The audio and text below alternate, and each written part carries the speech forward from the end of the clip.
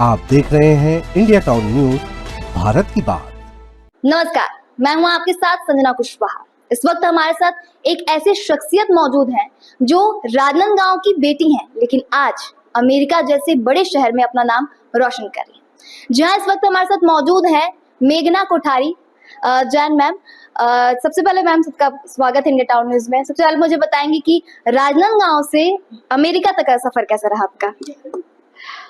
बहुत ही बढ़िया रहा और पता भी नहीं चला, कभी सोचा नहीं था कि राजनांदगांव से अमेरिका तक पहुंचेंगे। लेकिन जिंदगी एक सफ़र है और ये सफ़र आपको कहाँ से कहाँ ले जाता है कुछ पता नहीं चलता। लेकिन मैं यही कहूँगी कि इस छोटे से शहर की जो संस्कृति थी, जो एक अपनापन और प्यार था, वो सदा मेरे साथ रहा। और अमेरिका में भी आई थिंक वो जिंदा है। मैं कई बार आती हूँ कि वो चीज़ें यहाँ जिंदा नहीं है, लेकिन वहाँ पर अभी तक जिंदा है। एजुकेशन की बात करूँ तो आपका एजुकेशन यहाँ से स्टार्ट हुआ या फिर आपने अमेरिका में स्टार्ट किया, इसकी बताएंगे? एजुकेशन मेरा यहाँ राजनांदगांव में शुरू हुआ, फिर वहाँ से हैदराबाद गए। मेरे पापा वहाँ रहते थे, तो हैदराबाद में काफ़ी एजुकेशन वगैरह हुआ। और उसके बाद शादी के बाद मैं अमेरिका पहुँची और वहाँ पर भी मैंने मास्टर्स किया और फिर उसके बाद जॉब करने लग गई। तो राजनांदगांव में आपने पढ़ाई किया, स्टार्ट किया, फिर वहाँ पे किया, तो इसके बाद से अमेरिका में आप क्या करती हैं? मोटिवेशन स्पीकर तो आप हैं ही, इसके साथ और क्या करती हैं? तो मैं अमेरिका में काफ़ी टाइम तक एक सॉफ्टवेयर इंजीनियर जैसे काम किया और फिर उसके बाद प्रोग्राम मैनेजर की तरह सपोर्ट, कस्टमर एक्सपीरियंस, ये सारे कई उस तरह के फील्ड्स में काम किया। और ये करीब 11 साल हो गए मुझे ब्रह्मा कुमारी से जुड़कर। उधर से ही मुझे ये इन लोगों का ज्ञान इतना प्रभावित किया और इसको मैंने अपने जीवन में उतारना शुरू किया, यूज़ करना शुरू किया, तो एकदम जीवन ही पलट गया। इतना सुख और सुकून कभी जीवन में महसूस नहीं किया जितना इस ज्ञान के बाद किया। तो बस फिर उसको लेकर कई क्लासेस मैंने गूगल में शुरू कर दिए और फिर स्कूल्स वगैरह में भी जाके पढ़ाया, यूनिवर्सिटीज़ में और कई और नेबर्स में, कई जगह जाकर इस ज्ञान को शेयर किया। आपके जीवन का ऐसा कौन सा मोड़ था जो आपको मोटिवेशन स्पीकर बनने की प्रेरणा दिया? सच कहूँ तो मैं इस चीज़ को ढूंढ नहीं रही थी ये अपने आप ही मेरे जीवन में आया। मैं सिस्टर शिवानी का एक दिन प्रोग्राम देख रही थी और इतना प्रभावित हुई उस ज्ञान से कि मैंने उनके टॉक्स को और ढूंढा। बहुत सारे उनके टॉक्स मिले ऑनलाइन, उसको सुनते सुनते फिर मैंने अपने आप ही ब्रह्मा कुमारीज का कोर्स लिया। और फिर मेरा कोई इरादा नहीं था कि मैं ये क्लासेस करूँ ये, लेकिन लोगों ने ही, मेरे फ्रेंड्स ने और मेरे मैनेजर ने, कई लोगों ने कहा you are so positive, you talk so positively, you should share it with others, right. तो बिना जाने ही मैं ये कई लोगों के साथ फिर शेयर करने लग गई और फिर एक तरह से ये पैशन हो गया मेरा, क्योंकि जो मुझे फ़ायदा कर रहा था, जो मेरे जीवन में इतना बदलाव लाया, मुझे यही था कि मैं कैसे किसी और को भी दूँ। तो बस यही था सफर।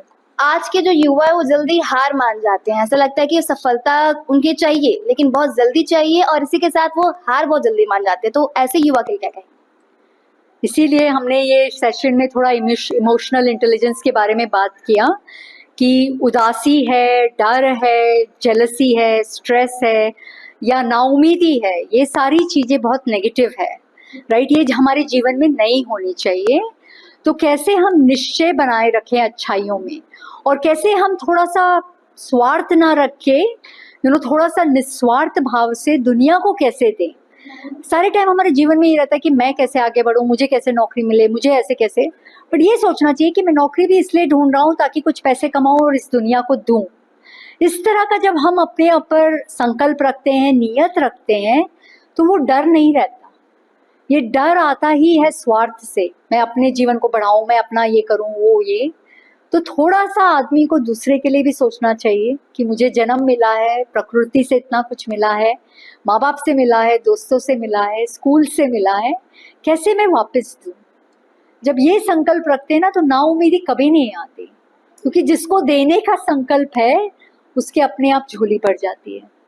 आपके हिसाब से सफलता को आप किस तरीके से देखती हैं? सफलता अर्थात आपकी खुशी, आपकी संतुष्टता कभी ना जाए, वो आदमी ही सफल है। अगर कोई बात आपकी संतुष्टता को छीन लेता है तो उस पे आपको काम करना चाहिए।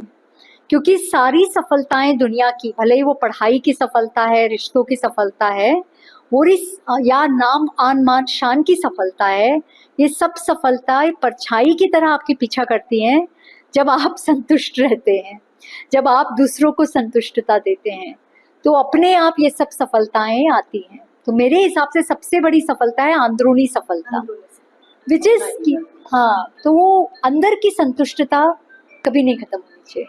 जैसे कि आप अमेरिका में रहती हैं तो और छत्तीसगढ़ से बिलोंग करती है, तो छत्तीसगढ़ की आपको याद नहीं आती कि कब आना है ऐसे? नहीं, सही बोल रहे हैं आप बिल्कुल, और शायद वही संकल्प मुझे यहाँ पर खींच कर लाया छत्तीसगढ़ में। फैमिली अभी भी यहाँ पर काफ़ी लोग हैं, मेरे चाचा यहाँ रहते हैं, मामा वगैरह भी रायपुर में, ज़्यादा दूर नहीं है, सब छत्तीसगढ़ में ही है। तो इसीलिए इनको परिवार को मिलने के लिए और चाचा का संकल्प आया कि यहाँ पर भी हमें कुछ देना चाहिए। तो याद तो हमेशा आती है क्योंकि मैं यहीं बड़ी हुई हूँ, यहीं पैदा हुई हूँ राजनांदगांव में। तो बहुत अच्छा लग रहा है कि यहाँ आके मैं कुछ जो मुझे फ़ायदा दिया है वो मैं शेयर कर पा रही हूँ।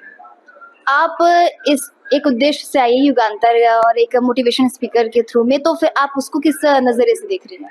यहाँ मैं आई थी यहाँ अपनों से मिलने पर ये भी एक बहुत बड़ा काम हो गया कि मुझे अपने ही हैं, ये स्कूल के भी सब बच्चे अपने ही हैं, मैं सारी दुनिया को अपना समझती हूँ।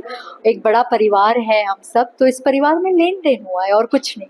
आई थी छोटे से परिवार को संकल्प लेकर, इतना बड़ा परिवार मिल गया। स्पीकर है और सबको प्रेरणा देती है, मोटिवेट करती हैं कि वो आगे अपनी लाइफ में कैसे जिए, अपने जीवन को आगे कैसे साकार करें।